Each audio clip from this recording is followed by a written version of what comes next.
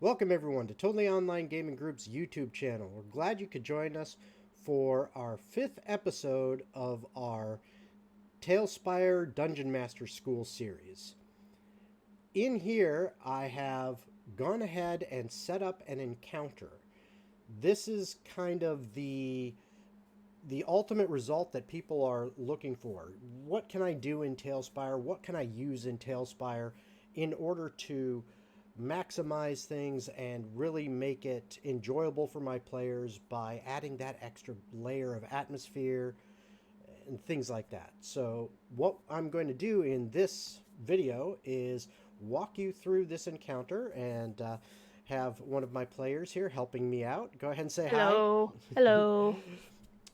So what you're going to be able to see in this video is what the player sees, which you can see on the screen on the left there, and then what the Dungeon Master sees. And I have set all of this up for that.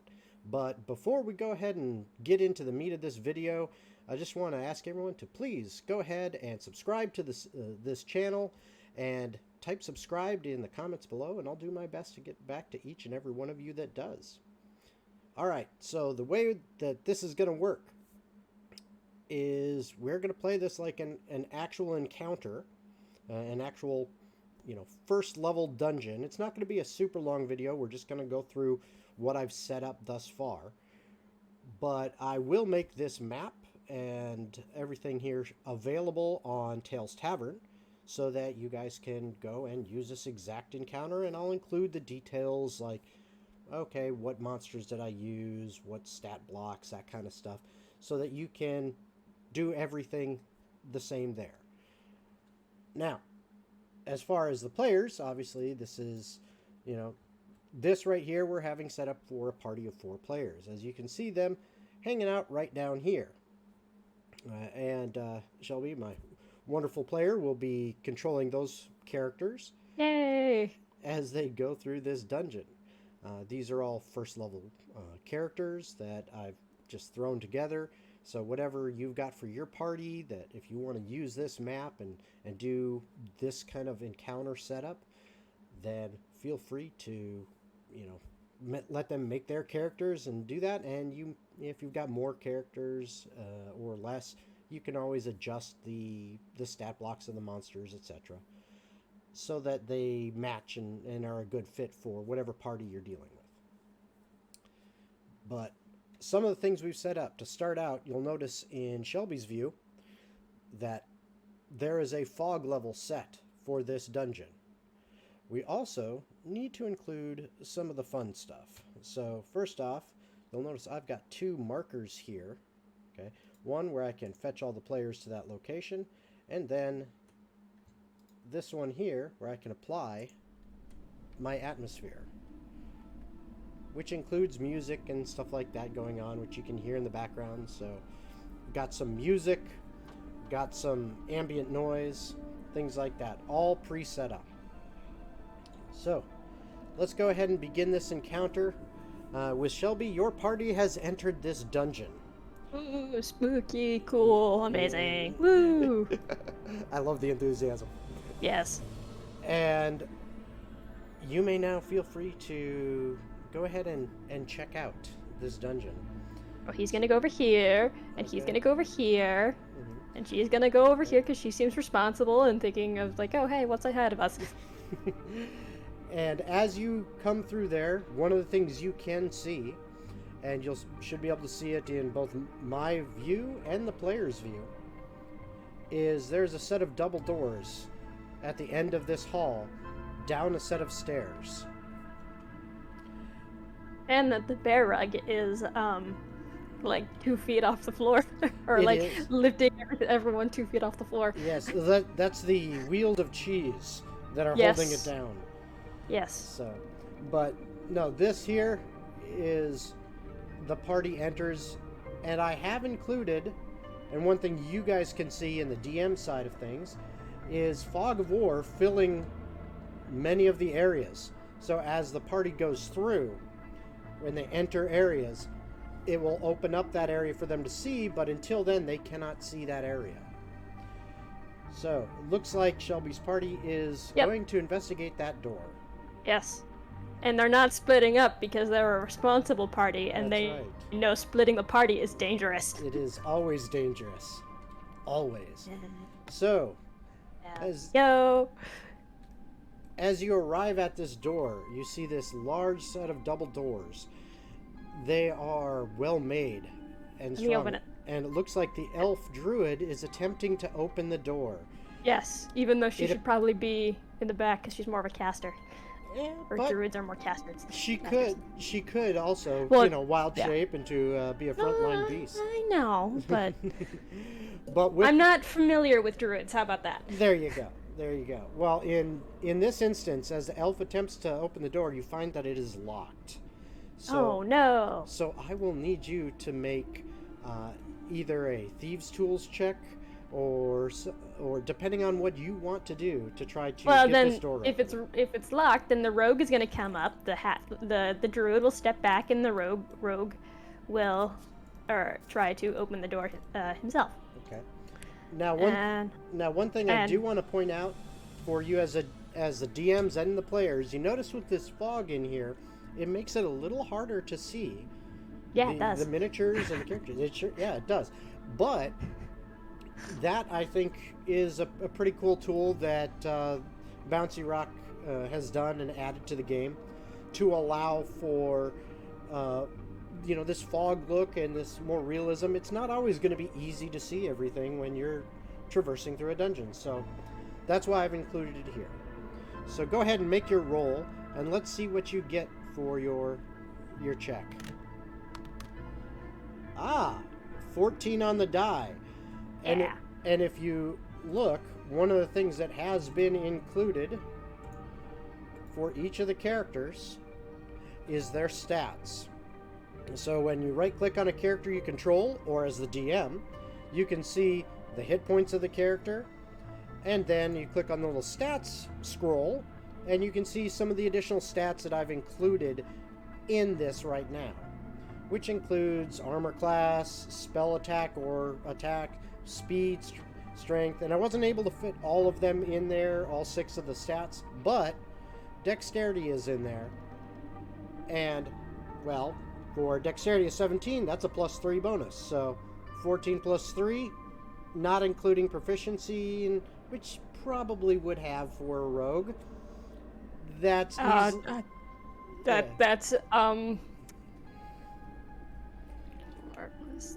17. Yep, 17. I can do math. That's a 17, which is higher than the DC 15. So we'll allow this door to be open by clicking on the plus. So that door opens. And as that door opens, the players now enter this next room.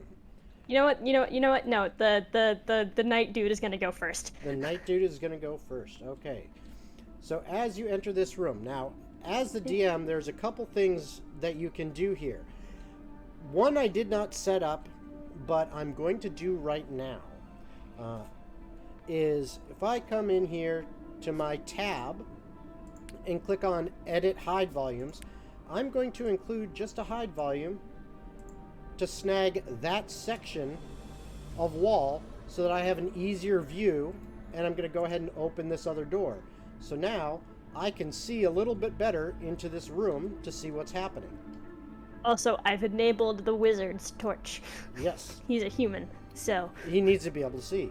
Exactly. But as you enter this room, you notice that there are 4 light sources, which seem to be towers of flame coming out of pillars that are illuminating this room. You also notice in this room that there is a passage leading to the left, a passage leading to the right, and in front of you, a sarcophagus that has a strange green glow to it.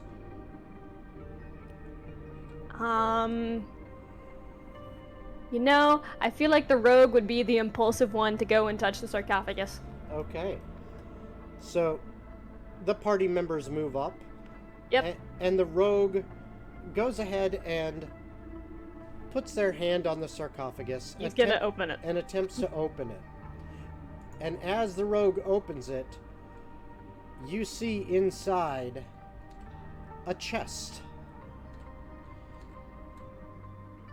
Are we talking, We're talking like well, a what? chest, Well, or what- like what a can you rib see? cage chest? Well, what can you see as a player? I Go can't ahead. see anything. There's too much fog. Too much fog. Well, Yes. try bringing your slider, the white slider, down and zooming in, and you should be able to see it a little bit easier. And I also just clicked around. And you clicked around, yep. And you see this chest. The chest appears to be locked. Well, he's a rogue. He's gonna do his thing, and And with 17. a 17 on the die, that clearly does it, as this chest opens. And when the chest opens, you now see, and I'm going to have, since the rogue is now standing right there,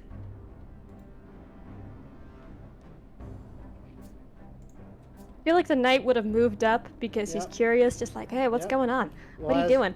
as the rogue steps right there, a zombie Oh no. pops out of the chest. And Rotate. for you DMs out there, one thing you'll notice is I placed some additional things here, including, if I can get it to do it, a screenshot which I can now share with the players. Ooh. And if you will see on Shelby's screen there, I have now put this cutscene on there that she can see. So she's got this look of, oh no, there's a zombie standing in front of the party. And then when I undo that, it is gone. See, in there I can click on it myself to show it there. Okay. And then go back to the scene, back to exploration mode. And as this zombie pops out, and again, for you DMs, I also included an atmosphere block to change the atmosphere. Notice the music has changed, so the atmosphere of what's going on has changed from an exploration to now more of a, uh-oh, danger, there's a battle to occur. So in this instance, I'm now going to switch to turn-based mode and say, roll initiative. Ah! And so for the zombie, I'm going to look and see dex of 6. Not super great. Okay. Oh, Oh wow. Oh, hello. got some low initiative rolls there. Okay. Was that just the knight? Well, let's look at the history. So, one of the things you can do as a DM is check the history, and you see that you rolled a 4 and then a 2. Okay. So, They all disappeared for me, so. yep. And you should be able to, as a player as well, hit your space Yeah, bar, and yeah. you should be able to see it. Yep. Okay. They went above everything, that's why it... And now, Stay there. as that zombie comes out, 2 more come from around the pillars. Oh, there goes that dice. All right, so it looks like we've got a 2, a 4, a 13, and a 4, a 2, a 12, a 13, and a 2. So that's. I'm not counting that first 2, because I don't think I rolled that one I properly. think I think you accidentally clicked on it. Yeah. Instead of picked it up and rolled it. So 4, 12, 13, and 2, and then your players would obviously add their initiative modifiers. Okay. How do I clear the dice, or do you do that? You can clear on them by you click on the dice. I can do it as well. there we go. You click on There it, we go. and then you can choose to get rid of it. So now, for my zombies, There we I go. can look at their stats. They got a dex of 6. Oh wow, there are more zombies. Yep, two more popped up from around the pillars. And now I can roll for them as well, which I'll roll for them as a group. Which I rolled an 8. Okay. And I'm just rolling out in the open here. I'm not worrying about hiding it. I can choose to do so by clicking on it and grabbing kind of the DM hidden dice, that framework there. Okay, but I rolled an 8, so with their 6 dex, that's going to be like a -3. So, yeah, these guys are at a 5. So what did you get for your characters? Well, okay. So, I got the 4, I believe, for the knight, 12 for the rogue, 13 for the elf, and a 2 for the wizard, which seems very on par.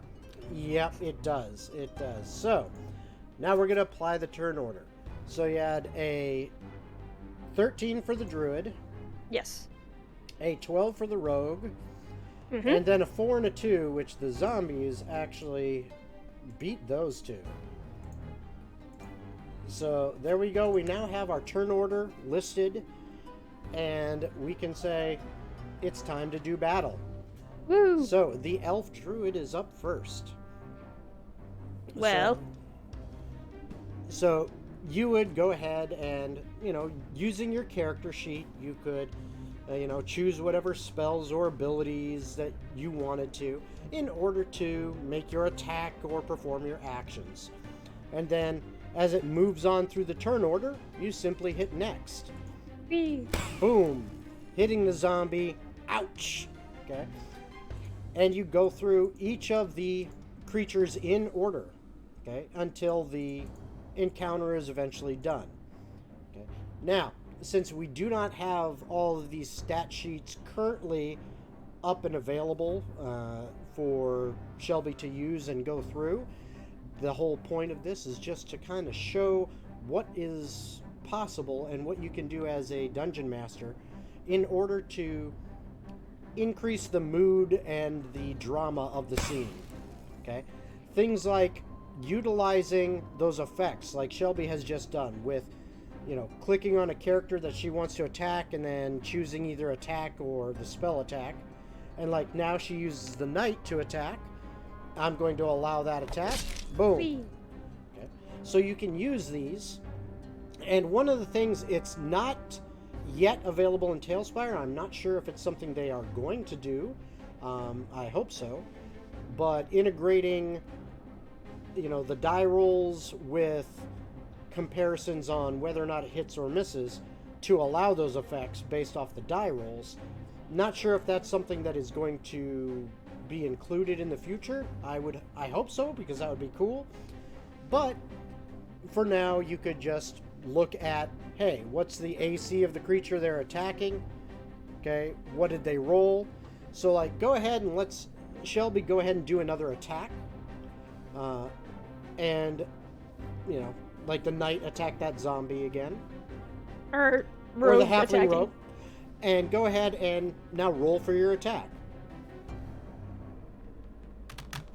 If I can ever figure out how to do the Yep. rolls. Well, you got it.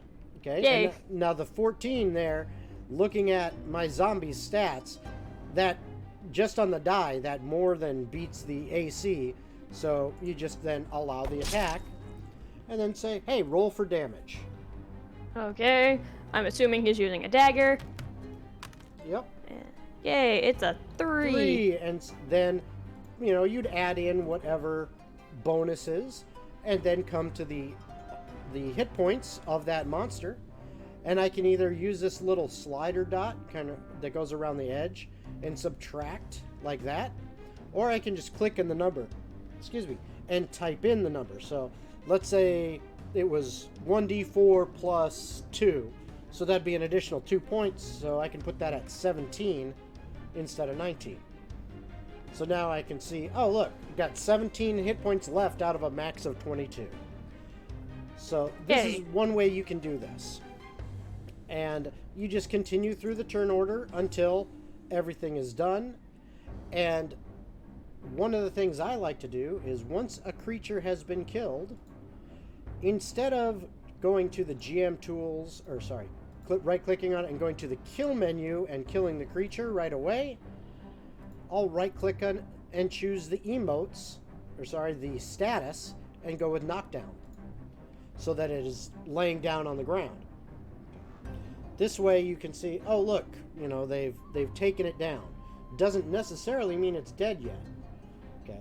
It, for all intents and purposes, when you take something down at low levels, you can pretty much consider it dead.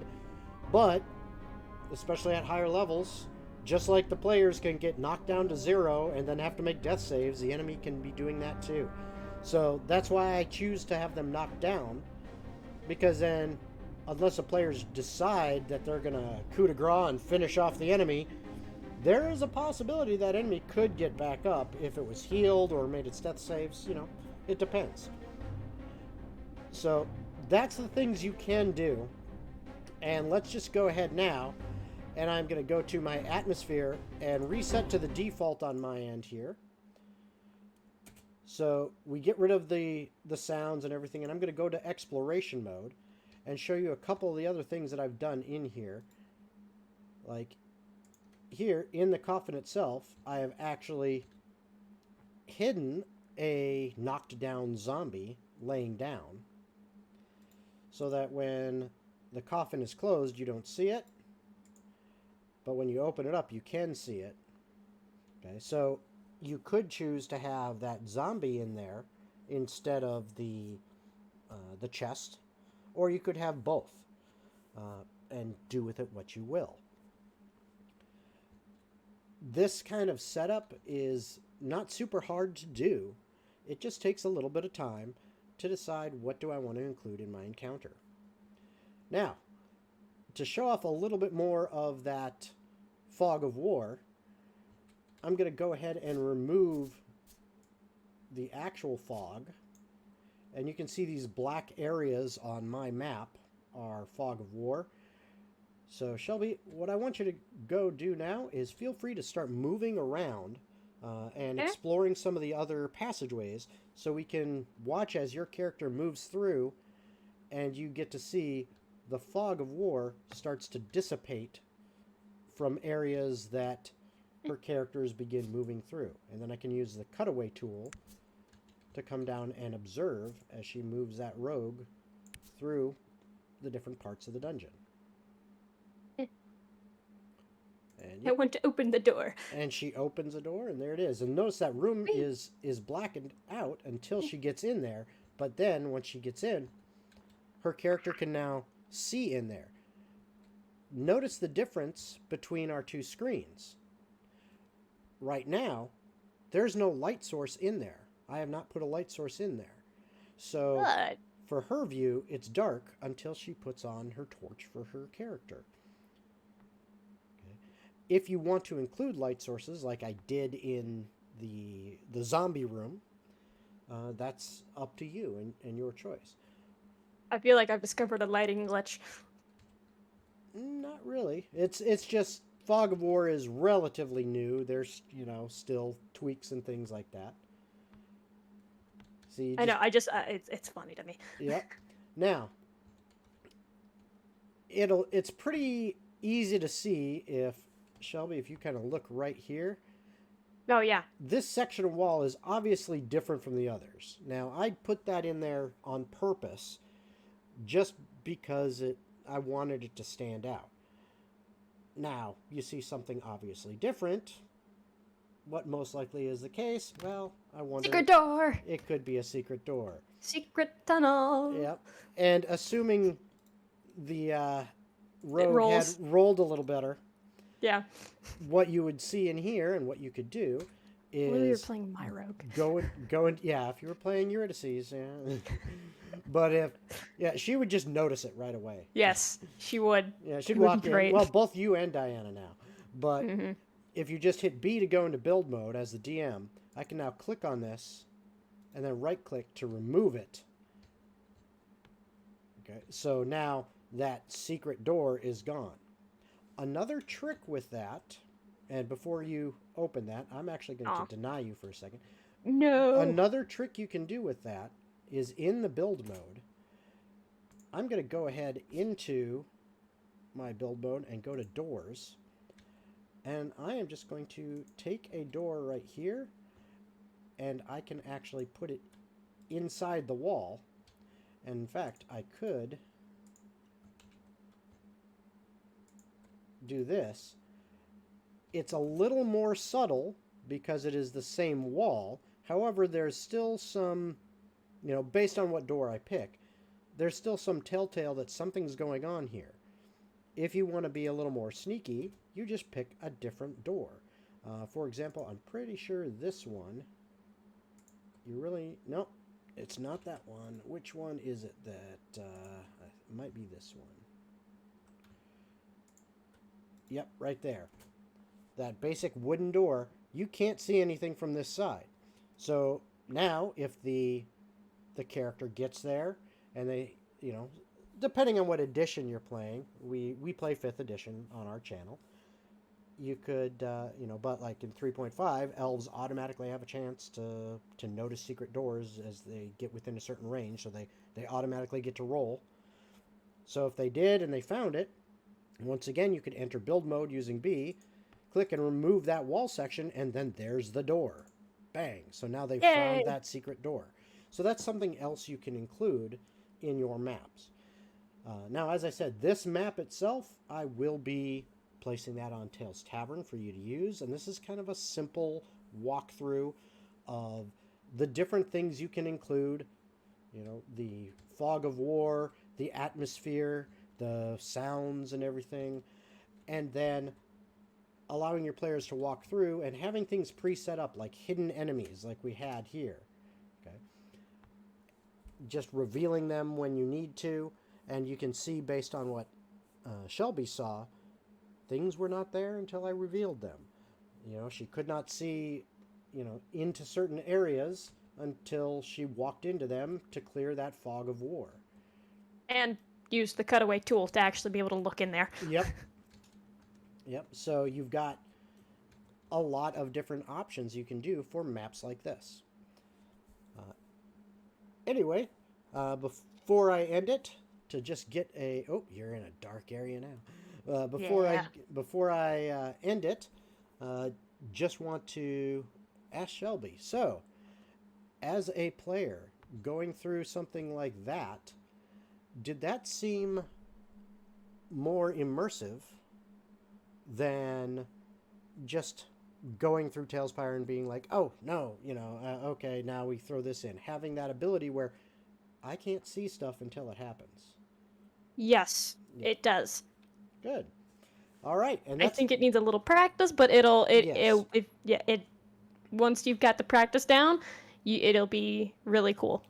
Absolutely. And that's kind of what I wanted to show here and display for all of you is setting things up like that, and you can do the exact same thing. Now, this entire map, okay, it would take literally like a full session to go through, a full game session to go through this map. My players actually did go through this map before. I don't think we got through the whole thing. No, you didn't get through the whole thing, but you got through quite a bit of it and what you needed to. I remember this room. Yes. But that was well early on before Fog of War and the atmospheric fog and things like that. And I hadn't figured out all of these other little tricks in order to make it more immersive. Going back through it,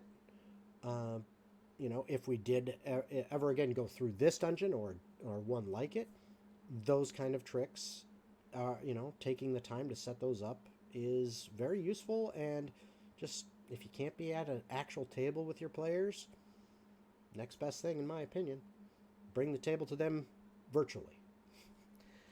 Anyway, that's it for this episode 5 of the Talespire Dungeon Master School series. Hope you guys enjoyed it. If you did, don't forget to like, subscribe, and go ahead and write in the comments any questions you have, and we'll see you next time. Bye, everybody.